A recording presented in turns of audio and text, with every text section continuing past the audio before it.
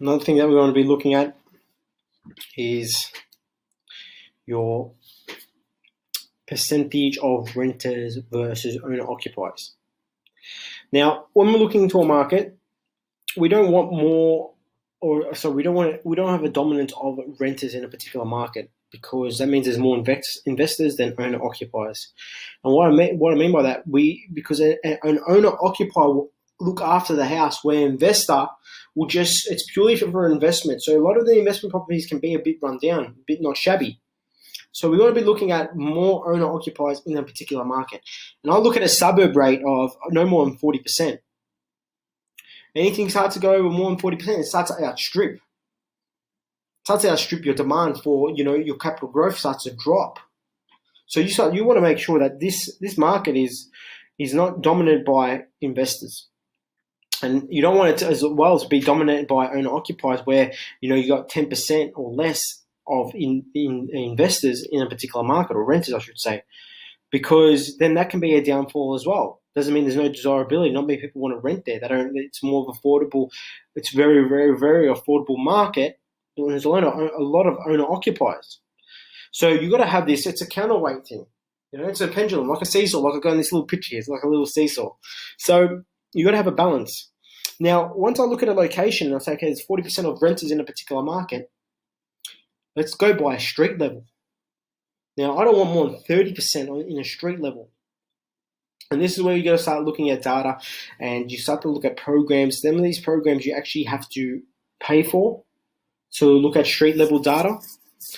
But I guess this is something why, using that data, or that, those programs will help you. And they are costly. Some of these programs, your CoreLogics and your, DHR data, and, even your ABS data. You can even get this for free as well for ABS, but you can't get it to a street level. Now, what's super important, what we want to make sure of, we want to make sure as well it's 30% or less in the street of renters in a particular street. But as well, when we're looking at a suburb level, and let's just say, for example, there's 80% of renters, or 70%, for example, because I've got a very good analogy example here. Look at Bondi. It's 70% of renters in Bondi.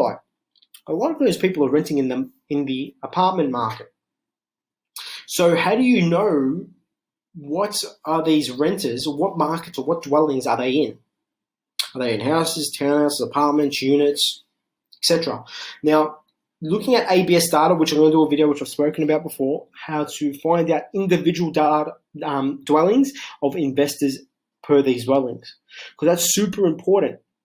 We might look into a market and might be a large 50-50 ratio, and then we got to scale it down. What market are they in?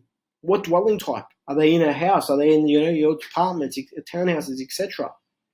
And then we can make it understand. Okay, there's probably 32% of investors in a home, so it's a high demand, and there's not many homes for lease.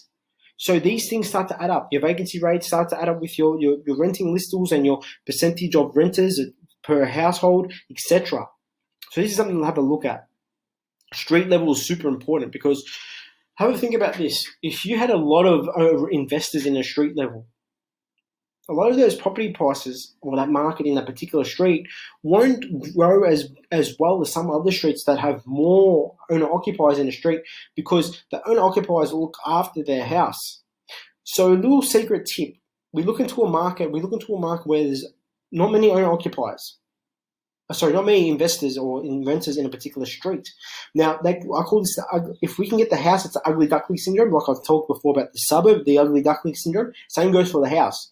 Because if I can get that house in a street where there's a lot of homeowners, beautiful homes around me, and I've got homes that are a lot more nice and desirable, but I got the opportunity of doing an uplift by a renovation, and I've purchased maybe the ugliest house in the street, and maybe it's valued, $100,000 or more, less than what we've purchased it at, because it's quite rugged. Now you've got the opportunity to, meet those properties at the same level of capital growth. So this is something that we want to keep our eyes on, something that we look at as a secret weapon to get us in there, to help us make a great decision, understand, okay, there's less renters in this street, and it gives us the opportunity to uplift the property of forced appreciation, which I've talked about before. So thank you for watching this video once again.